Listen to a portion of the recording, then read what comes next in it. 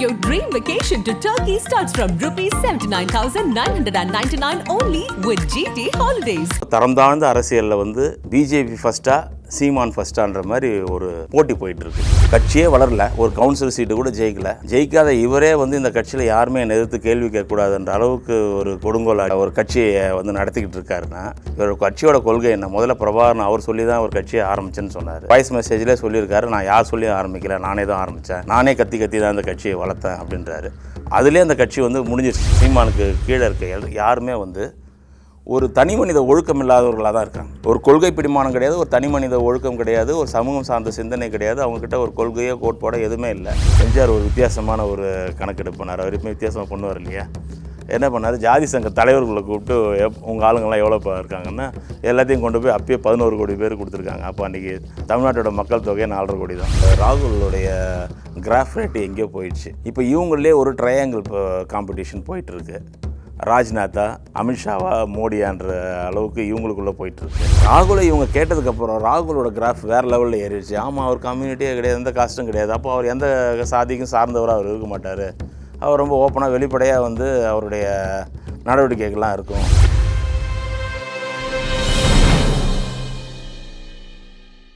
நக்கீரன் நேயர்களுக்கு வணக்கம். இன்று நம்முடன் கருத்துக்களை பகிர்ந்துள்ள இணைந்திருக்கிறார் பெரியார் சிந்தனையாளர், எழுத்தாளர் திரு கண்ணையா ராமமூர்த்தி அவர்கள். வணக்கம் சார். வணக்கம். சட்டம் ஒழுங்கு சரியில்லை, மின்கட்டண உயர்வு உள்ளிட்ட பிரச்சனைகளை முன்னிறுத்தி நாம் தமிழர் கட்சி ஆர்ப்பாட்டம் நடத்துச்சு நேற்று. அதில் திமுக மீது கடுமையான குற்றச்சாட்டை அந்த கட்சியின் தலைமை ஒருங்கிணைப்பாளர் சீமான் முன்வைக்கிறார். இது ஒரு கொடுங்கோல் ஆட்சிங்கிறார். ஒவ்வொரு தவறுகள் நடந்துகிட்ருக்கு, அதுக்கு ஒவ்வொரு குழுவாக போட்டுட்ருக்குறாங்க. அந்த குழுவோட விடை என்னன்னு தெரியல.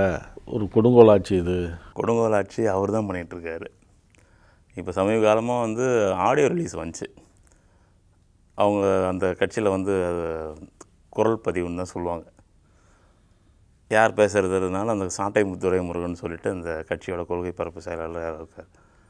இவர் பேசுனது எல்லாத்தையும் ரெக்கார்ட் பண்ணி அதெல்லாம் எடுத்து சமூக வலைதளங்களில் அவரே விட்டு அது ஒரு பெரிய சர்ச்சையாச்சு. சரி, அதுக்கு ஒரு ஸ்டேட்மெண்ட் கொடுத்தார் சீமான்.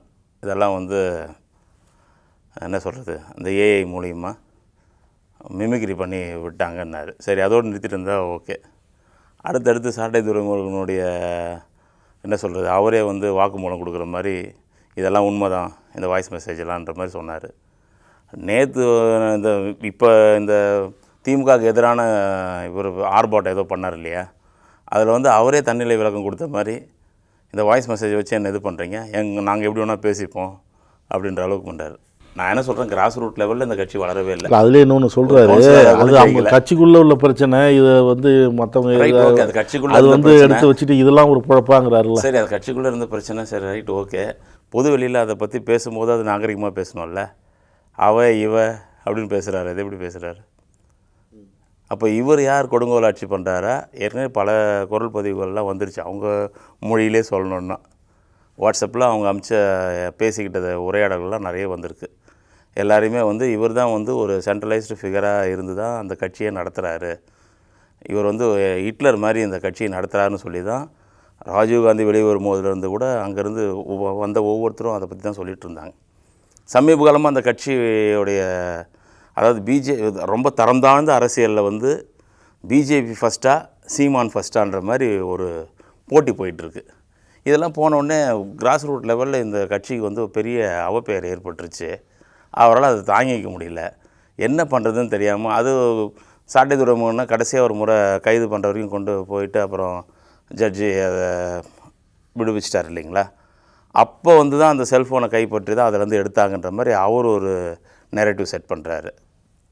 இதெல்லாம் பார்க்கும்போது என்ன இருக்குன்னா, இந்த ஒரு தரந்தாழ்ந்த அரசியலை வந்து தமிழ்நாட்டில் வந்து இவங்க நிறுவ பார்க்குறாங்க. கட்சியே வளரல, ஒரு கவுன்சில் சீட்டு கூட ஜெயிக்காத இவரே வந்து இந்த கட்சியில் யாருமே எதிர்த்து கேள்வி கேட்கக்கூடாதுன்ற அளவுக்கு ஒரு கொடுங்கோல் ஆட்சி இவர் பண்ணுறாரு. இவர் ஒரு கொடுங்கோல் ஒரு கட்சியை வந்து நடத்திக்கிட்டு இருக்காருன்னா இவர் எப்படி ஒரு ஜனநாயகப்படுத்தப்பட்ட ஒரு கட்சி, ஒரு கிட்டத்தட்ட ஒரு 60 ஆண்டு காலமாக வந்து ஒரு மக்கள் செல்வாக்கு பெற்ற ஒரு கட்சியை வந்து எப்படி கொடுங்கோல் ஆட்சின்னு சொல்ல முடியும்? இவருக்கு பர்சனலாக ஏதாவது ஒரு பிரச்சனைனா உடனே இவர் திமுக அட்டாக் பண்ணுவார். இவர் கட்சியோட கொள்கை என்ன? முதல்ல பிரபாகரன் அவர் சொல்லி தான் ஒரு கட்சியை ஆரம்பித்தேன்னு சொன்னார். அந்த வாய்ஸ் மெசேஜ்லேயே சொல்லியிருக்காரு, நான் யார் சொல்லி ஆரம்பிக்கல, நானே தான் ஆரம்பித்தேன், நானே கத்தி தான் அந்த கட்சியை வளர்த்தேன் அப்படின்றாரு. அதுலேயே அந்த கட்சி வந்து முடிஞ்சிருச்சு. அப்போ அவர் விரக்தியின் விளிம்புக்கு போயிட்டு இதெல்லாம் தேவையில்லாமல் பேசின்னு இருக்காரு. நாம் அதுக்கு வந்து விளக்கம் கொடுக்க வேண்டிய அவசியம் கிடையாது. ஏன்னா அதுக்கு பெங்களூரில் ஒரு அம்மா இருக்காங்க, அவங்களே விளக்கம் கொடுத்துட்டாங்கன்னு நினைக்கிறேன். இப்போ கூட ரொம்ப அதுதான் வைரலாக போயிட்டுருக்கு. அதெல்லாம் பேச வேண்டிய அவசியம் இல்லைன்னு நினைக்கிறேன். என்னை பொறுத்த வரைக்கும் அவருக்கு வந்து இங்கே வந்து ஒரு பெரிய அளவில் வந்து அவருக்கு வந்து ஒரு ஓட் பேங்க் இருக்கிற மாதிரியும், அவர் என்னவோ இங்கே அரசியலில் வந்து ஒரு பெரிய கால் ஊன்ற அளவுக்கு அவர் ஏதோ ஒரு பெரிய கொள்கை சார்ந்த ஒரு பின்புலத்தை வச்சுக்கிட்டு சின்னம் பறிக்கப்பட்டு புது சின்னம் வந்து வாக்கு வாங்கி ஆட்டியிருக்காருல்ல. அதுதான் சவுக்கு சங்கர் கேட்டார், சின்னத்தை கூட உன்னால் காப்பாற்றிக்க முடியலையே அப்படின்ட்டு. இங்கே வந்து அவருடைய அரசியல் வந்து நீங்கள் வந்து ஆரம்பத்தில் வந்து பெரியாரி மேடைகள்லேருந்து தான் வராரு. ஒவ்வொரு காலகட்டத்திலையும் அவருடைய நிலைப்பாடு என்ன? இன்றைக்கி அவர் கழுத்தை தெரிஞ்சு கட்டெரும்பான கதையாக இன்னும் வந்து நின்று இருக்கார். சாதியை பற்றி பேச ஒரு ஒரு ஒரு ஒரு டிஜிபியாக யாரோ ஒருத்தர் அவர் இருக்கார், வருண், அவரை பற்றி இவர் பேசுகிறாரு அப்படின்னா இந்த கம்யூனிட்டி ஆட்கள்லாம் வந்து இவருக்கு எதிராக இருக்குது, இவங்கள பார்த்தாலே பிடிக்க மாட்டேங்குதுன்ற அளவுக்கு அந்தளவுக்கு ஒரு தரந்தாழ்ந்த ஒரு அரசியலை வந்து தமிழ்நாட்டில் வந்து நிறுவிக்கிட்டு இருக்கார். ஆக அவரெல்லாம் வந்து திமுகவை பேசுகிறதுக்கு எந்த தகுதியுமே கிடையாது. அந்த கட்சி முடிஞ்சு போச்சு, காலாவதி ஆச்சு. போன இன்டர்வியூவில் சொன்னேன், அதிமுக நிச்சயமாக வந்து பாஜகவோட கூட்டணிக்கு போகவே மாட்டாங்கன்றத ஆணித்தரமாக சொன்னேன். அது நடந்துச்சு. அதிமுகவுக்கு பெரிய செட்பேக் ஏற்படும்னு அதே தான் சொல்கிறேன். இந்த 2026ஓட பாஜக நாதாக்கான்ற இந்த 2 கட்சியுமே இந்த தமிழ்நாட்டு அரசியலிருந்து முற்றாக வந்து நிராகரிக்கப்பட்டு வீட்டுக்கு அனுப்பிச்சிடுவாங்கன்னு வச்சுக்கோங்களேன். நீங்கள் சொல்கிறீங்க 2026 நாம் தமிழர் கட்சி இருக்காதுன்னு சொல்கிறீங்க. அவர் சொல்கிறாரு இளைஞர்கள், மாணவர்கள், மாணவிகள் எல்லாம் வந்து நாம் தமிழரால் ஈர்க்கப்படுறாங்க, இதை வந்து முறியடிக்கணும், இதை முறியடிக்கிறதுக்கு தான் அவங்க 1000 ரூபா இதெல்லாம் தராங்க. இது வந்து இப்போ பள்ளி அதாவது கல்லூரி மாணவர்களுக்கு 1000 ரூபா தருது, அவர் வந்து 1000 ரூபா இல்லைங்களா? ஒவ்வொருத்தர் பேசின ஸ்டேட்மெண்ட்டை வந்து அவர் எடுத்துன்னு வர்றார். இது வந்து கியூபாவில் வந்து பேசினார், ஃபிடல் காஸ்ட்ரோ பேசினது. இந்த புரட்சியாளர்கள்லாம் இப்போ ஸ்கூலில் படிச்சுக்கிட்டு இருக்காங்க, அவங்களாம் வந்துட்டாங்கன்னா இந்த நாட்டுடைய அரசியலே மாற்றி அமைச்சிருவாங்கன்னு சொல்லி அவர் சொன்னதை இவர் டைலாக் மாதிரி அடிப்பார். ஹிட்லரோட அரசியல் தான். ஹிட்லரோட அரசியலில் என்ன? ஒரு இனவாத அரசியல் பேசினான். இனவாத அரசியலில் ஒளிஞ்சிருக்கும் ஒரு விஷயம் என்ன இருக்கும்? இனவாத அரசியல் பேசுகிறவங்கள்ட்ட ஒரு விஷயம் ஒளிஞ்சிருக்கும், அவனுடைய பெருமிதம் இருக்கும். இப்போ ஆரியன் தான் உலகத்திலே சிறந்த ரேஸு, உலகத்திலே சிறந்த இனம்னு சொல்கிற ஒரு பெருமிதம் அவங்ககிட்ட இருக்கும். யூதர்களால் தான் வந்து நாங்கள் முன்னேற முடியல, யூதர்கள் தான் எங்களுடைய வாய்ப்புகள்லாம் இப்போ தட்டி பறிச்சுக்கிறாங்க. இதே ஸ்ட்ராட்டஜி தான் அவர் அங்கே ப்ளே பண்ணுறார். அப்போ இது வந்து சர்வதேச அளவில் வந்து ஹிட்லர் என்ற அரசியல் வந்து ஒரு ஃபெயிலியர் மாடல். அந்த அரசியலை எடுத்துகிட்டு வந்து நீ ஹிட்லர் சேர்த்ததுக்கப்புறம் இத்தனை வருஷத்துக்கு அப்புறம் வந்து இங்கே ஒரு அரசியலை வந்து உருவாக்குறதுனா அது எப்படி சக்ஸஸ் ஆகும்?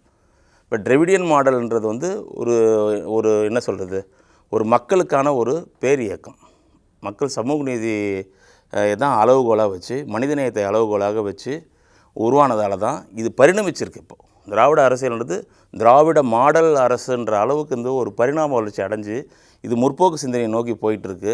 எப்பயோ ஹிட்லரு வந்து இந்த மாதிரி ஒரு இனவாத அரசியலை பேசி அதுக்கெல்லாம் முற்றுப்புள்ளி வச்சு இன்றளவும் ஹிட்லர் தான் வந்து ஒரு இனவாத அரசியலின் ஒரு அடையாளமாக பார்க்கப்படுறாங்க. அந்த மாடல் எடுத்துன்னு வந்து திராவிட மாடல் அரசை பற்றி இவர் வந்து விமர்சிக்கிறாருன்னா இது எவ்வளோ ஒரு பிற்போக்குத்தனமாக இருக்குது. இந்த அரசியலை வந்து மக்கள்லாம் ஏற்றுக்க மாட்டாங்க. இவர் பின்னாடிலாம் யாரும் கிடையாது. நீங்கள் திராவிட மாடல்னு பெருமையாக சொல்கிறீங்க, ஆனால் அவர் வந்து திமுகவை கடுமையாக விமர்சிக்கிறார். திமுகவையும் ஊழலையும் பிரிக்க முடியாத அளவுக்கு சொல்கிறார். கலைஞரையும் அவர் வந்து கலைஞரை கடுமையாக பேசுகிறார். பாமக வந்து பேசினா அடி விழும். அதிமுக பற்றி அவர் பேச மாட்டார், ஏன்னா பொட்டி போகுது. புரியுதுங்களா? இதெல்லாம் ஆதாரம் இல்லாமல் இது எங்கள் சித்தப்பா பெரியப்பான்லாம் யாருங்க சொன்னார்? யாரை சொன்னார்? சித்தப்பா பெரியப்பான்றதெல்லாம் யாரை சொன்னார்? இதெல்லாம் ஏற்கனவே வந்து அதிமுகலாம் நமக்கு சப்போர்ட் பண்ணுறாங்கப்போ அதிமுகவுக்கு எதிராக நீங்கள் பேசக்கூடாதுன்னு அவர் பேசி அதெல்லாம் எவ்வளோ ஆதாரங்கள் வெளியே வந்துருச்சு 10 வருஷத்துக்கு முன்னாடி. இடும்பாவனம் கார்த்தி ஆர்ப்பாட்டத்துக்கு அனுப்பிச்சார். இடும்பாவனம் கார்த்தியோட கதை என்ன? பர்சனல் லைஃப்பை பற்றி நம்ம பேச வரல. இருந்தாலும் இவங்க வந்து பேசக்கூடிய அரசியல் என்னவாக இருக்குன்னா ஈழ அரசியல்னு பேசுகிறேன், சாதியே இல்லைன்றேன். இந்த 2 காரணத்துக்காக அவர் காதலிச்ச பெண்ணை வந்து கைவிட்டிருக்கார். இது ஒரு ஆதாரபூர்வமான ஒரு தகவல் வந்திருக்கு. அதான் சொல்கிறேனே, இங்கே வந்து அடிப்படையில் இங்கே இருக்கக்கூடிய இந்த பார்ட்டி ஒர்க்கர்ஸ்னு சொல்கிறோம் இல்லைங்களா, இந்த நாம் தமிழரில் இருக்கக்கூடிய இந்த கேடர்ஸ், சீமானுக்கு கீழே இருக்க யாருமே வந்து ஒரு தனி மனித ஒழுக்கம் இல்லாதவர்களாக தான் இருக்காங்க. ஒரு கொள்கை பிடிமானம் கிடையாது, ஒரு தனி மனித ஒழுக்கம் கிடையாது, ஒரு சமூகம் சார்ந்த சிந்தனை கிடையாது, அவங்கக்கிட்ட ஒரு கொள்கையோ கோட்பாடோ எதுவுமே இல்லை. அவங்க வந்து ஒரு அரசியல் எங்கே கட்டமைப்பேன், ஒரு மிகப்பெரிய மாற்றத்தை கொண்டு வருவேன் அப்படின்னு சொன்னால் அது ஒரு நகைப்புக்குரிய விஷயமா இல்லையா? நான் என்ன சொல்கிறேன், சிம்பிளாக சொல்கிறேங்க. சிரஞ்சீவி கட்சி ஆரம்பித்தாங்க, பிரஜாராஜ்யம்னு 15 சீட்டு ஜெயித்தார். ஆரம்பித்த உடனே விஜயகாந்த் கட்சி ஆரம்பித்தார், அவர் ஜெயித்தார். அடுத்த 3வது எலெக்ஷன்லேயே வந்து எதிர்க்கட்சி தலைவராக மாறிட்டார்.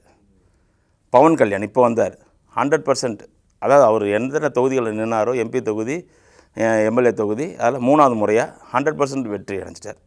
ஸோ இதெல்லாமே இவங்களுடைய ஒரு பொலிட்டிக்கல் ஸ்பேனில் வந்து ஒரு 10-12 வருஷத்தில் இதெல்லாம் நடந்துருச்சு. அதுக்கான ஒரு சின்ன ஒரே ஒரு படி கூட இவங்க முன்னேறலை. அப்போ இந்த கட்சி எதற்காக செயல்படுது? நீ விஜயகாந்த் சொல்கிறது கூட்டணி வச்சார், பவன் கல்யாணம் கூட்டணி வச்சார், இவர் வந்து கூட்டணி இல்லாமல் தனித்தில் வராரு. இவர் கூட்டணி வைக்கிறதுக்கு இவருக்கு கொள்கை சார்ந்து வரணும்ல. இவர் கொள்கை உண்மையிலே வந்து ஒரு நேர்மையான கொள்கை. இவருடைய கொள்கை வந்து ரொம்ப பிடிமானம் உள்ளது, மக்கள் செல்வாக்கு இவருக்கு இருக்குன்னா இயற்கையாக அமையும் இல்லை. இப்போ நாம் தமிழ் இது மக்கள் நல கூட்டணின்னு ஒன்று உருவாக்குனாங்களா இல்லையா? உருவாக்குனாங்களா? மொத்தத்துக்கே 6.5% தான் வாங்கினாங்க, அதோடு முடிஞ்சு போச்சு.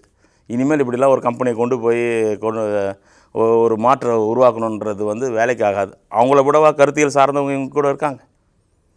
மக்கள் நல கூட்டணின்றது எல்லாமே கொள்கை பிடிமானம் உள்ள ஒரு கூட்டணியாக உருவானாங்களா இல்லையா? கொள்கை தான் பிரதானம்னு சொல்லி பண்ணாங்களா? மக்கள் அங்கீகரித்தாங்களா? அப்படி என்ன பேசுகிற நீ? பேசுகிறது ஏதாவது கொள்கை இருக்கா? நீ எதை நோக்கி பயணிக்கிற? உன்னோட இலக்கு என்ன? பொட்டி வாங்கிறது மட்டும்தான் இலக்கு. யார் கொடுக்குறாங்களோ பொட்டி அவங்கள்ட்ட வாங்க வேண்டியதான். இப்போ வந்து அந்த அந்த அந்த அந்த அந்த கட்சியை பற்றி நம்ம அதிகமாக பேச வேண்டிய அவசியம் கிடையாது. கிராஸ் ரூட் லெவலில் இல்லாத ஒரு கட்சின்னு வச்சுக்கோங்க. இருந்தாலும் இப்போ திமுகவை விமர்சனம் பண்ணும்பொழுது அதுக்கு நம்ம பதில் சொல்ல வேண்டியது காலத்தின் தேவையாக இருக்குது. இப்போது ஒருத்தர் அங்கே வேலை பார்க்குறாரு, ஒரு சட்டமன்ற தொகுதியோ ஒரு நாடாளுமன்ற தொகுதியில் ஒருத்தர் வேலை பார்க்குறாருன்னா அவரை விட்டுட்டு இவர் எங்கேயோ இருக்க ஒருத்தரை தூக்கிட்டு போய் அங்கே சீட் கொடுக்குறாரு. இது அங்கே தொடர்ந்து அங்கே நடக்கிற ஒரு அநீதி. அப்போ அங்கே வேலை பார்க்குற அந்த இளைஞர்களுடைய மனசு எப்படி இருக்கும்? மனக்குமுறல்கள் எப்படி இருக்கும்? இவர் ஏதோ ஒரு பெரிய விடிவெள்ளியாக வந்திருக்காரு, இவர் ஏதோ ஒரு பெரிய என்ன சேவியர், ஒரு ரெடிமேர் மாதிரி இவர் வந்திருக்காரு, தமிழ் இன மக்களை இவர் தான் காப்பாற்ற வந்திருக்காருன்ற மாதிரி ஒரு பிம்பத்தை கட்டமைச்சு ஒரு அரசியலை கொண்டு வராரு. இவரை நம்பி வரக்கூடிய இளைஞர்களுக்கு வந்து சரியான முறையில் வேலை செஞ்சவனுக்கு கூட அவனுக்கான பிரதிநிதித்துவம் கொடுக்கலன்னா அது எப்படி ஒரு அடிப்படையிலே ஒரு நல்ல கட்சியாக இருக்க முடியும்? நீங்கள் சொல்கிறீங்க தொகுதி மாற்றி வேட்பாளரை நிறுத்த வைக்கிறான்னு சொல்கிறீங்க, அவங்க ஏற்றுக்கிறாருல்ல இது வேட்பாளரை? அதாங்க இந்த இது போன்ற இளைஞர்கள் இருக்காங்க இல்லையா, அதாவது வந்து என்னென்னே தெரியாத இந்த இளைஞர்கள், இனம் புரியாத ஒரு இளைஞர்கள் இருக்காங்க இல்லையா, இவருடைய அந்த என்ன சொல்கிறது, இவருடைய அந்த வசீகர பேச்சினால் கட்டுண்டு இருக்க இளைஞர் இருக்காங்க இல்லையா, அவங்கள காப்பாற்ற வேண்டியது நம்ம கடமையாக இருக்குது. அவங்களுக்கு தான் இந்த கருத்துக்களை கொண்டு போய் சேர்க்குறோம். இந்த கட்சிக்குன்னு ஒரு எதிர்காலம் இல்லை. இந்த கட்சி வந்து எந்த ஒரு பிடிமானத்தையும் தாங்கி இந்த கட்சி வந்து முன்னேறி வரலை. அதனால் வந்து இந்த கட்சி பின்னாடி போய் உங்களுடைய சுயத்தையும் உங்களுடைய வாழ்க்கையும் இழந்துடாதீங்க. ஏற்கனவே எல்லாமே 10 வருஷம் என் லைஃப் போச்சுங்க, 12 வருஷம் என் லைஃப் போச்சுங்க, சொத்து போச்சுங்க, பணம் போச்சுங்க, மான மரியாதை போச்சுங்கன்னு சொல்லி புலம்பிக்கிட்டு இருக்கான். ஸோ அந்த மாதிரி உங்களுக்கு முன்னோடியாக இருந்து உங்களை விட 10 மடங்கு அதிகமாக வீரியத்தோட வேலை பார்த்தவங்களோட நிலைமை அதுதான். ஏன் இன்னும் விசில் அடிச்சுட்டு கை தட்டிகிட்டு இருக்கீங்கன்றது தான் நம்மளுடைய பதிலாக இருக்குது. இடஒதுக்கீடு விஷயத்தில் கிரிமினல் வச்சது ஏற்றக்கூடியதாக இல்லை அப்படின்னு திருமாவளவன் உள்ளிட்டவர்கள் கருத்து தெரிவிக்கிறாங்க. ஆமாம், அந்த 4 நாளைக்கு முன்னே வந்த தீர்ப்பு வந்து SC/STயில் வந்து கிரிமிலேயர் ஏற்கனவே EWSன்னு சொல்லிட்டு 10% லவுடிட்டு போயிட்டாங்க. இப்போ EWS இப்போ அதே தான், அந்த சேம் கான்செப்ட். EWS ஏன் வந்தது? நம்ம VP சிங் காலத்தில் வந்து 27% இந்த OBCக்கு ரிசர்வேஷன் கொடுத்தப்போ மிகப்பெரிய அளவில் பிரச்சனை பண்ணாங்க, பெரிய போராட்டங்கள்லாம் பண்ணாங்க. நாங்கள் என்ன பண்ணுறது அப்படின்ற அளவுக்கு வந்து இந்த ஃபார்வர்ட் கம்யூனிட்டியோடைய ஒரு போராட்டங்கள்லாம் மிகப்பெரிய அளவில் நடந்தது. இப்போ அதை உடச்சி என்ன பண்ணுறதுக்காக பண்ணுறாங்கன்னா, அதில் EWSன்னு சொல்லிட்டு க்ரீமி லேயர், அதிலே வந்து பொருளாதார ரீதியாக நலிஞ்சவர்களுக்கு அவங்களுக்கு பிரதிநிதித்துவம் தரணும் அப்படின்றதில் அதை வந்து ரொம்ப விவாதிச்சிட்டோம். நம்ம 8 லட்ச ரூபா இருக்கிறவங்கலாம் வந்து அரிய வகை ஏழைகள்லாம் சொல்லி நம்ம நிறைய பேசியிருக்கோம், அதை பற்றி விவாதம் பண்ணியிருக்கோம். இது EWS OBCயில் இவங்க எடுத்த அந்த 10%. இப்போ என்ன பண்ணுறாங்க அப்படின்னா, SC/STயில் கொண்டு வந்து அருந்ததியினர், அதாவது ஒடுக்கப்பட்ட சமூகத்திலேயே ஒடுக்கப்பட்ட சமூகமாக இருக்கக்கூடிய அருந்ததியருக்கு வந்து உள் ஒதுக்கீடு கொடுக்குறது. அது தமிழ்நாட்டில் நம்ம ஏற்கனவே பண்ணிட்டோம். அது 3% வந்து நம்ம உள் ஒதுக்கீடாக நம்ம கொடுத்துட்டோம். இதை வந்து இப்போ தான் வந்து மத்திய அரசு அந்த நடைமுறையை கொண்டு வராங்க. இந்த இந்த உச்சநீதிமன்ற இந்த தீர்ப்பின் மூலமாக வந்து இதை கொண்டு வராங்க. இது கொண்டு வரதுனால வந்து இதில் எந்த வகையிலையும் நமக்கு லாபம் கிடையாது. ஏன்னா வந்து அதில் வந்து ஒரு ஒரு இன்னும் ஒரு ரொம்ப விஷமத்தனமான ஒரு தீர்ப்பு என்னன்னா, ஒரு தலைமுறை இந்த பட்டியலின சமூகத்தில் வந்து ஒரு தலைமுறை ஒருத்தர் வந்துட்டார், அவர் பொருளாதார ரீதியாக வலிமையாயிட்டார்னா அவருக்கு அந்த இடஒதுக்கீடு அவங்களுக்கு அவங்க குடும்பத்துக்கு அது கிடைக்காது, அவங்க வாரிசுகள் அது கிடைக்காதுன்ற அளவுக்கு கொண்டு வர்றதெல்லாம் வந்து ரொம்ப அபத்தமான ஒரு தீர்ப்பாக நான் பார்க்குறேன். அவங்க என்ன சொல்கிறாங்கன்னா, வாய்ப்பு கிடைக்காதவங்க நிறைய பேர் இருக்காங்கல்ல. தீர்ப்புகள் எதன் அடிப்படையில் இருக்குன்னா, ஒன்று வந்து சொல்லியிருக்கார் அம்பேத்கர், நாட்டின் உயர்ந்த பதவிகள், அதாவது ஜனாதிபதி, பிரதமர், இந்த மாதிரி மிக உயர்ந்த பதவிகளை வந்து ஒடுக்கப்பட்ட மக்கள் அலங்கரிக்கும் பொழுது இந்த இடஒதுக்கீடு வந்து நீர்த்து போயிடும் அப்படின்னு சொல்லியிருக்காரு. இப்போ அந்த அடிப்படையில் தான் இதெல்லாம் பண்ணிகிட்ருக்காங்க. இப்போ பொருளாதாரத்தை எப்படி அளவுகோலாக வைக்க முடியும்? பொருளாதாரத்தை அளவுகோலாக வைக்கிறது உலக அளவில் மற்ற பகுதிகளில் நடந்த அடக்குமுறைகள் வேறு, இங்கே நடந்த அடக்குமுறைகள் வேறு. இங்கே வந்து சாதிய படிநிலை அடக்குமுறையில் வந்து 2000 ஆண்டுகளாக வந்து ஒரு சப்ரஸ்டு காஸ்ட்டாக வந்து இருக்கக்கூடிய அந்த எஸ்சி மக்கள், அவங்கக்கிட்டேயே சப்ரஸ்டு காஸ்ட்டாக அவங்களுக்குள்ளேயே ஒடுக்கப்பட்ட மக்களாக இருக்கக்கூடியவர்கள் இந்த எஸ்டியும் இந்த அருந்ததி மக்களும் பார்க்கப்படுறாங்க. அப்படிப்பட்டவங்களுக்குள்ளே வந்து நீங்கள் பொருளாதார கணக்கு எடுத்து அதை வந்து இப்போ வெளிப்படையாக வெளியே பேசிக்கிறாங்க இல்லையா, இவங்கன்னா மொபைல் வச்சுக்கிறாங்க, கார் வச்சுக்கிறாங்கன்ற இதை வந்து ஒரு பொது சிந்தனையாக கொண்டு போய் அதை ஒரு தீர்ப்பாக உருவாக்குறாங்க. முதல்ல ஒரு நெரேஷனை செட் பண்ணுவாங்க. இந்த மக்கள்லாம் முன்னேறிட்டாங்க, இந்த மக்கள்லாம் பெரிய பெரிய பதவிக்கு வந்துட்டாங்க, இந்த மக்கள்கிட்ட வந்து பணம் வசதி வாய்ப்பெலாம் வந்துருச்சு, கல்வி வேலை வாய்ப்பில் இவங்க முதன்மையான இடத்துக்கு நோக்கி வந்துட்டாங்க அப்படின்ற மாதிரி ஒரு நெரேட்டிவை செட் பண்ணுவாங்க. அந்த நெரேஷனை ஒரு 5லேருந்து 10 வருஷம் அதை கொண்டு போய் அதை சட்ட ரீதியாக ஒரு விஷயமாக அதை பைண்ட் பண்ணி ஒரு தீர்ப்பு அளவுக்கு இப்போ கொண்டு வந்திருக்காங்க. இப்போ இதனால் வந்து ஏற்கனவே வந்து பெரிய பிரதிநிதித்துவம்லாம் கிடையாது. ஒரு 20 சீட் இருக்குது அப்படின்னா அந்த 20 சீட்டில் ஒரு 13லேருந்து 14 கூட எஸ்சி எஸ்டி இது வந்து ஃபில் ஆகிறது கிடையாது. இதில் நீங்கள் க்ரீமி லேயரை கொண்டு வந்துட்டிங்கன்னு வச்சுக்கோங்களேன், அந்த 13-14 வரவங்க வந்து எல்லாமே அதில் போகிறவங்களே வந்து ஓரளவுக்கு கல்வியறிவு பெற்று ஓரளவுக்கு இந்த சமூகத்தை பற்றி தெரிஞ்சவங்க தான் அந்த 13%க்கு வருவாங்க. ஏன்னா ஓரளவு பொருளாதார பின்புலம் இருக்கிறவங்க ஓரளவுக்கு இந்த கோட்டாவை பற்றின ஒரு தெரிஞ்சவங்க தரவுகள் இருக்கவங்களால வர முடியும். இப்போ அவங்களெல்லாம் நீங்கள் காலி பண்ணுறீங்கல்ல, அப்போ அங்கே என்ன வரும்? அப்போது அந்த விழிப்புணர்வே இல்லாத மக்களால் அங்கே வரவே முடியாது. ஏற்கனவே ஓபிசிக்கெலாம் வந்து வெறும் 5 சீட்லாம் இருக்குது. கிட்டத்தட்ட 27%ன்னு சொன்னால் கூட 127 சீட்டுன்னா கூட 5 இடங்கள் தான் அவங்க பிடிச்சிருக்காங்க. மற்ற எல்லாம் காமன் கோட்டாராக வந்துடுது. அப்படின்னும் போது இது ஓபிசிக்கும் சரி எஸ்சி எஸ்டிக்கும் சரி இது வந்து ஒரு இழைக்கப்படக்கூடிய ஒரு அநீதியாக தான் பார்க்குறேன். இடபிள்யூஎஸில் ஆல்ரெடி வந்து ஓபிசிக்கான அவங்களுடைய பிரதிநிதித்துவத்தை காலி பண்ணாங்க. இப்போ எஸ்சி எஸ்டிக்குள்ளேயும் வந்து இந்த க்ரீமி லேயர்ன்ற ஒரு அது இப்போ வெளிப்படையாக பார்க்கும்போது பார்த்திங்கன்னா, ஐயோ அதில் இருக்க மக்கள் கஷ்டப்படுற மக்களுக்கு முக்கியத்துவம் தருவாங்க, முன்னுரிமை தராங்கன்ற மாதிரி பார்க்குற மாதிரி இருக்கும் வெளி தோற்றத்துக்கு. ஆனால் உள்ளடி வேலையில் நீங்கள் பார்த்தீங்கன்னு வச்சுக்கோங்களேன், இருக்கிறவங்களையும் அவங்களை காலி பண்ணி வெளியே அனுப்புறதுக்கானது ஒரு சட்ட நடைமுறை தான் பண்ணுறாங்க. இதுவும் பண்ணாலும் இங்கே என்ன பெரிய நடைமுறை சிக்கல் அப்படி இருக்குன்னா, முதல்ல காலி இடங்களே நிரப்பப்படலை. இன்னும் எவ்வளோ காலி இடங்கள் இருக்குது, நிரப்பப்படாத காலி இடங்களே வந்து கேள்விக்குறியில் இருக்குது. இதுக்கெல்லாம் எவ்வளோ பேரை வந்து நிரப்பணும், அதில் ஓபிசியில் எவ்வளோ, எஸ்சி எஸ்டியில் எவ்வளோன்றதெல்லாம் இருக்குது. இதில் டிபார்ட்மெண்ட் டு டிபார்ட்மெண்ட்டு அங்கே வந்து கூட ஒரு டிபார்ட்மெண்ட் மேக்ஸில் வந்திருப்பார், அவர் ஹிஸ்ட்ரி படிச்சிருப்பார், அதுக்கப்புறம் வந்து இங்கிலீஷ் கூட படிச்சிருப்பார். ஸோ டிபார்ட்மெண்ட்டில் வந்து மாறுறதுக்கான கோட்டா மூலிமா அவர் மாறுறதுக்கான வாய்ப்புகள்லாம் இருக்கிறதுக்கெல்லாம் சட்டத்தில் வந்து அதுக்கான வசதிகள் செய்யப்பட்டிருக்கு.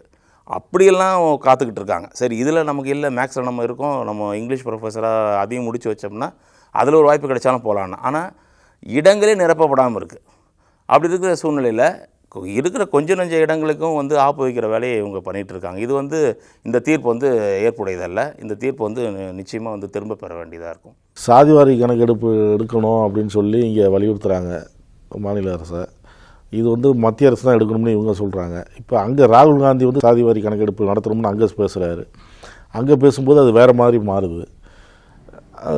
சாதியே தெரியாதவங்க சாதிவாரி கணக்கெடுப்பு நடத்த சொல்கிறாங்க, அப்படிலாம் மாறுது. இதெல்லாம் எப்படி பார்க்குறீங்க? இப்போ எப்படி வந்து இலங்கை பிரச்சனைக்கு வந்து தமிழ்நாடு தான் காரணம்னு சொன்னாங்க இல்லையா, இலங்கை போரில் வந்து தமிழ்நாடோட நம்ம திமுக தான் வந்து இலங்கை போர் வீழ்ச்சிக்கு வந்து காரணம்னு சொன்னாங்க இல்லையா, அது மாதிரி தான் இருக்குது. தமிழ்நாடு அரசாங்கம் வந்து ஏன் வந்து சர்வே எடுக்கலை, ஏன் வந்து ஜாதிவாரி கணக்கெடுப்பு எடுக்கலை அப்படின்னு சொல்கிறாங்க. ஆக்சுவலி ஸ்டாட்டிஸ்டிக்கல் டிபார்ட்மெண்ட் எடுக்கலாம் அப்படிங்கிறாங்களே, நீ ஏமாத்துறது தமிழ் அரசுன்னு சொல்கிறாரு, பாமகலாம் தான் சொல்லுது. புள்ளியியல் துறை யார்கிட்ட இருக்குது? அதான் இவங்க சொல்கிறது மத்திய அரசு தான் எல்லாமே மத்திய இருக்குங்கிறாங்க. அரசு தான் எடுக்க முடியும். சரி, சர்வேவே எடுத்தால் கூட என்ன பண்ணிட முடியும்? இப்போ நீட்டுக்கு தீர்மானம், தனி தீர்மானம் நம்ம போட்டு கொடுத்தோம், என்ன ஆயிடுச்சு? பாமகன்னு இல்லை, மற்றவங்களும் என்ன சொல்கிறாங்க, நீங்கள் எடுத்துருங்க, உங்கள் மேலே உள்ள பழியை தொடச்சிருங்கிறாங்க அவங்க. பண்ண முடியாது, எதுங்க பண்ணோம்? இப்போ சொல்கிறாங்கல்ல, என்ன இப்போ பாஜகவில் கிண்டல் பண்ணுறாங்கல்ல, நீ 100 தீர்மானம் போட்டாலும் நீட்டை வந்து நாங்கள் ஒப்புதல் கொடுக்க மாட்டோம், அதை விலக்கு கொடுக்க மாட்டோம்னு சொல்கிறாங்கல்ல. அந்த நிலமை தான் மத்திய அரசு. பாஜக அரசு வந்து இந்த சாதிவாரி கணக்கெடுப்பு எடுக்கிறதுக்கு அவங்களுக்கு விருப்பம் கிடையாது. சாதிவாரி கணக்கெடுப்பு எடுத்தால் ராமதாஸுக்கு தான் பல்பு ஃபஸ்ட்டு. ஏன் சொல்கிறேன் அப்படின்னா, இப்போ வந்து 10.5% வந்து தனி ஒதுக்கீடு கேட்டுருக்காங்க. இப்போ ஆர்டிஐயில் போட்டு எடுத்ததில் 13% என்ஜாய் பண்ணுறது இவங்க தான். இப்போ இது ஒரு பெரிய சர்ச்சையாக உருவாயிருச்சு. இந்த மறவர் சமூகத்தை சார்ந்த ஒரு இயக்கம், அவங்க தான் வந்து இந்த ஆர்டிஐ போட்டு எடுத்திருக்காங்க. தமிழ்நாடு முழுமைக்கும் அகமுடையர்ன்ற சமூகம் வந்து எல்லா இடத்துலையும் பரவலாக இருக்காங்க. வட மாவட்டத்தில் மட்டும்தான் வந்து வன்னிய சமூக மக்கள் இருக்காங்க. அதில் எப்படி நீங்கள் வந்து 10.5% கொடுக்க முடியுன்றது தான் அவங்களுடைய கொஷின். அதை வச்சு தான் அவங்க ஆர்டிஐ ரைஸ் பண்ணி தரவுகள்லாம் வந்துருச்சு. அந்த கணக்குப்படி பார்க்கும்போது 13%, 11.5%, 14% வரைக்கும் எல்லா இடங்கள்லையும் கல்வி வேலைவாய்ப்பில் இவங்களுக்கு பிரதிநிதித்துவம் கிடச்சிருக்கு. இதுவே ஒரு இப்போ சர்ச்சையாக மாறி இருக்குது. அதுவும் இல்லாமல் தொடர்ந்து இவங்க சொல்லப்படுற ஒரு விஷயம் என்னென்னா, 37லேருந்து 40% மக்கள் வந்து வடக்கு மேற்கு மாவட்டத்தில் இருக்கோம், தமிழ்நாட்டின் தனிப்பெரும் சமூகமாக நாங்கள் இருக்கோம், அதிக எண்ணிக்கை கொண்டவர்களாக இருக்கோம். அது வந்து அது எந்த அடிப்படையில் சொல்கிறாங்கன்னா, வெள்ளைக்காரங்காலத்தில் எடுத்ததை வச்சு அவங்க சொல்கிறாங்க. அப்படி நம்ம அதை சொல்ல முடியாது. ஏன்னா வந்து பெரும்பகுதியான ஆந்திரா பிரிஞ்சிருச்சு. அந்த காலகட்டத்தில் வந்து அவன் எந்த அடிப்படையில் எடுத்தான்னா, ஒர்க்கிங் கிளாஸ்ன்னு வச்சு தான் எடுத்தான். அப்படின்னும் போது இவங்க சொல்கிற இப்போ இவங்க கொண்டு வந்திருக்க இந்த கிளாஸிஃபிகேஷனில் அவ்வளோ மக்கள் தொகை வருவாங்களான்றதே வந்து ஒரு கேள்விக்குறி தான். அதுவும் இல்லாமல் தமிழ்நாடு ஃபுல்லாக பறந்துபட்டு இருக்கக்கூடிய அகமுடைய சமூகம்ன்றவங்க வந்து இப்போ வந்து அவங்க தான் இப்போ அகென்ஸ்டாக வந்து நிற்கிறாங்க. இப்போ இது கொண்டு வந்தால் பேக்வர்ட் கம்யூனிட்டி அவங்களையும் எம்பிசி இருக்காங்க. ஸோ எங்கள் எம்பிசி எங்களுக்கான விஷயங்கள்லாம் வந்து இதில் வந்து எங்களுக்கு பிரச்சனையாக இருக்குது, எங்களுடைய ஒதுக்கீட்டில் இவங்க வந்து பயணம் ஆகுறாங்க அப்படின்றது தான் அவங்க தரப்பு நியாயமாக இருக்குது. அதனால் வந்து ஜாதிவாரி கணக்கு எடுப்பு செய்கிறது என்னை பொறுத்த வரைக்கும் அது நல்லது தான். ஆனால் மத்திய அரசு தான் இதை முன்னின்று இதை எடுக்கணும். ஏன்னா சாதிவாரி கணக்கு எடுத்தால் தான் ஒவ்வொருத்தரும் சொல்லிகிட்டு இருக்காங்க, என் பின்னாடி 1 கோடி பேர் இருக்காங்க, எங்கள் சமூகத்தை சார்ந்தவங்க. இதே மாதிரி தான் ஒரு காமெடி நடந்தது எம்ஜிஆர் காலத்தில். வந்து எம்ஜிஆர் ஒரு வித்தியாசமான ஒரு கணக்கெடுப்பு பண்ணார். அவர் எப்பவுமே வித்தியாசமாக பண்ணுவார் இல்லையா? என்ன பண்ணார், ஜாதி சங்க தலைவர்களை கூப்பிட்டு உங்கள் ஆளுங்கள்லாம் எவ்வளோ இருக்காங்கன்னா எல்லாத்தையும் கொண்டு போய் அப்பயே 11 கோடி பேர் கொடுத்துருக்காங்க. அப்போ அன்றைக்கி தமிழ்நாட்டோட மக்கள் தொகையை 4.5 கோடி தான். இந்த மாதிரி வந்து ஒரு கணக்கே இல்லாமல் எல்லாருமே வந்து அந்த வெள்ளைக்காரங்காலத்தில் எடுத்ததை வந்து ரைத்துவாரி சட்டம் கொண்டு வர்றதுக்கு முன்னே எடுத்தாங்க ஒரு ஸ்டாட்டிஸ்டிக்கல் ரிப்போர்ட். அதை வச்சு தான் இன்றைக்கி வரைக்கும் பேசிக்கிட்டு இருக்காங்க. ஆக எடுக்கிறது நல்லது. அப்போ தான் வந்து இந்த குவாண்டம் எவ்வளோ பேர் இருக்காங்கன்றது நமக்கு தெரிய வரும். அதுக்கு வந்து மத்திய அரசு தான் வந்து நிற்கணும். நாமளே வந்து அந்த சர்வேன்னு ஒன்று எடுத்து கொடுத்தா கூட என்ன பண்ணிட முடியும்? ஒப்புதலும் இதை வந்து அறிக்கையாக வெளியிடக்கூடிய, இதை டிக்ளேர் பண்ணக்கூடிய பவர் யார்கிட்ட இருக்குது? ஸ்டாட்டிஸ்டிக்கல் டிபார்ட்மெண்ட்டுக்கு தான் இருக்குது. புள்ளியியல் துறை வந்து மத்திய அரசின் கட்டுப்பாட்டில் இருக்குது. அப்படின்னும் போது எடுக்கிறதுனால எந்த பயனும் இல்லைன்றது தான் என்னுடைய பார்வை. சாதிவாரி கணக்கெடுப்பு நடத்தணும் அப்படின்னு ராகுல் சொல்லும்பொழுது அனுராக் தாக்கூர் வந்து சாதியே தெரியாதவங்க சாதியை பற்றி பேசுகிறாங்க, சாதிவாரி கணக்கெடுப்பு நடத்தணும்னு சொல்கிறாங்க, அப்படிலாம் பேசுகிறாரு. அதை எப்படி பார்க்குறீங்க? கங்கனா ராவத்தும் ராகுலை இதை இப்போ சொல்லி அவங்க எக்ஸ்பெக்டில் போட்டிருக்காங்க. ராகுல் படத்தை சித்தரிச்சே போட்டிருக்காங்க. தனிநபர் விமர்சனன்றதை வந்து பாஜக வந்து தொடர்ந்து செய்கிறது வந்து அவங்களுடைய பண்பாட்டில் ஒன்று, அவங்க அரசியல் பண்பாட்டில் அது ஒன்று. அவங்க வந்து சாதி தெரியாமல் இருக்கலாம், அவங்க வெளிநாட்டில் இருந்தது, அவங்க அம்மையார் இருந்திருக்கலாம்.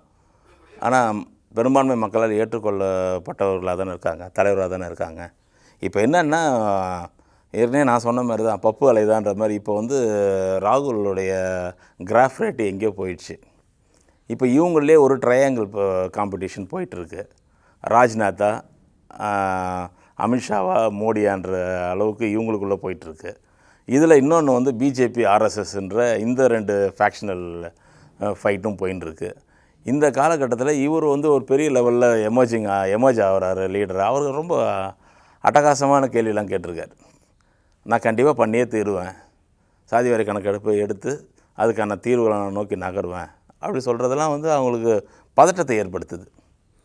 அவங்க வந்து முடிஞ்சிருச்சு, என்னை பற்றி எது வேணாலும் சொல்லுங்கள், அதை பற்றி கவலை இல்லைங்கிற. ஸோ அதெல்லாம் என்ன பண்ணாங்க, அதை வந்து அது ஒரு பேசு பொருளாக்கணும், அதை ஒரு சர்ச்சையாக்கணும். அதை வந்து இப்போ நீங்கள் எல்லாருமே பேசுகிறாங்க இல்லையா, ஆமாம்ப்பா அவர் கம்யூனிட்டியில், அது அவருக்கு பாசிட்டிவாக தான் இருக்குது. ஆமாம், அவங்க எந்த கம்யூனிட்டி இல்லாதவங்க தான் எந்த கம்யூனிட்டி பயஸ்டாகவும் எந்த வேலையும் செய்ய மாட்டாங்க. ஒரு கம்யூனிட்டி சார்ந்தவர்களாக இருந்தால் மட்டும்தானே வந்து அவங்க கம்யூனிட்டி சார்ந்து. இப்போது இவங்க எல்லா வாஜ்பாயிலேருந்து எல்கே அத்வானிலேருந்து எல்லா ஃபேமிலிலேயும் வந்து அவங்க பாகிஸ்தான்லேருந்து வந்தவங்க தான் பேசிக்காக. அவங்க வீட்டில் எல்லா முஸ்லீமுடைய தொடர்பும் வச்சுருக்காங்க, அவங்க சம்பந்திங்களா இப்படி இருக்காங்க. அப்போது இவங்க வந்து இது மாதிரி இஸ்லாமிய எதிர்ப்பு அரசியலை பண்ணக்கூடிய இவங்க வீட்டிலே வந்து இந்த சம்பந்தம் வச்சுட்டு இருக்காங்க. ஆனால் அவங்கள பார்த்து கேள்வி கேட்குறது ஒரு நகைப்புக்குரிய ஒரு விஷயமா இருக்குது. ராகுலை இவங்க கேட்டதுக்கப்புறம் ராகுலோட கிராஃப் வேறு லெவலில் ஏறிடுச்சு. ஆமாம், அவர் கம்யூனிட்டியே கிடையாது, எந்த காஸ்ட்டும் கிடையாது, அப்போ அவர் எந்த சாதிக்கும் சார்ந்தவராக அவர் இருக்க மாட்டார், அவர் ரொம்ப ஓப்பனாக வெளிப்படையாக வந்து அவருடைய நடவடிக்கைகள்லாம் இருக்கும், ஒரு பயாஸ்டாக ஒரு சமூகத்துக்கு சார்ந்தவராக அவர் இருக்க மாட்டார் அப்படின்ற மாதிரி சமூக வலைதளங்களில் எல்லாமே எழுதுகிறாங்க. இது வந்து ராகுலுக்கு வந்து ஒரு பாசிட்டிவான ஒரு விஷயம்தான். கருத்துக்களை பகிர்ந்ததற்கு நன்றி. நன்றி, மிக்க நன்றி. உங்கள் நக்கீரன் இதழில் கதாசிரியர், தயாரிப்பாளர், இயக்குனர் என பன்முகம் கொண்ட திரைக்கலைஞர் VC குகநாதன் எழுதி வரும் சினிமா கொட்டகை பரபரப்புக்கு பஞ்சமில்லா தொடர். வாங்கி படியுங்கள் நக்கீரன். நக்கீரன் டிவிக்கு சப்ஸ்கிரைப் செய்யுங்கள். உங்கள் ஆதரவே எங்கள் பலம். ஆசிரியர்களுக்கு நண்பனாகவும் மாணவர்களுக்கு ஆசானாகவும் திகழும் தேர்வு வழிகாட்டி. ஒவ்வொரு பாடத்திற்கும் அனுபவமிக்க ஆசிரியர்களின் துல்லியமான தெளிவான விடைகள். CNC இருக்கு, தேர்வு பயம் எதற்கு? இது தீரன் பப்ளிஷிங் ஹவுஸ் விற்பனை வெளியீடு.